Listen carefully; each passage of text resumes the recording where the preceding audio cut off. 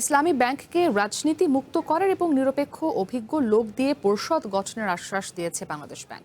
সকালে গভর্নরের সাথে বৈঠক শেষে এক ব্রিফিংয়ে এমন কথা জানিয়েছে ইসলামী ব্যাংক সচেতন গ্রাহক ফোরামের প্রতিনিধি দল। বৈঠকে লুট করা গোষ্ঠীর হাতে থাকা ব্যাংকের শেয়ার পুরনো মালিকদের কাছে বা আইপিও পদ্ধতিতে শেয়ার বাজারে বিক্রির দাবি জানিয়েছেন তারা। সকাল 10:30টায় গভর্নরের সঙ্গে বৈঠক করতে বাংলাদেশ ব্যাংকে যায় 3 সদস্যের ইসলামী ব্যাংক সচেতন গ্রাহক ফোরামের প্রতিনিধি দল। বৈঠকে 7 দফা দাবির বিষয়ে আলোচনা করেন তারা। ইসলামী ব্যাংকের ব্যাপারে বাংলাদেশ ব্যাংকের পক্ষ থেকে যে পরিচালনা পরিষদ দেওয়া হবে, সেই পরিচালনা পরিষদ যদি গ্রাহক সমাজে তাদেরকে গ্রহণ করে এবং তাদের ব্যাপারে কোনো অভিযোগ না আসে, তারা যদি স্বচ্ছ হয় ফাইন্যান্সিয়াল ক্ষেত্রে চারিত্রিক দিক থেকে, তাহলে আমরা বাংলাদেশ ব্যাংককে সাধুবাদ জানাবো।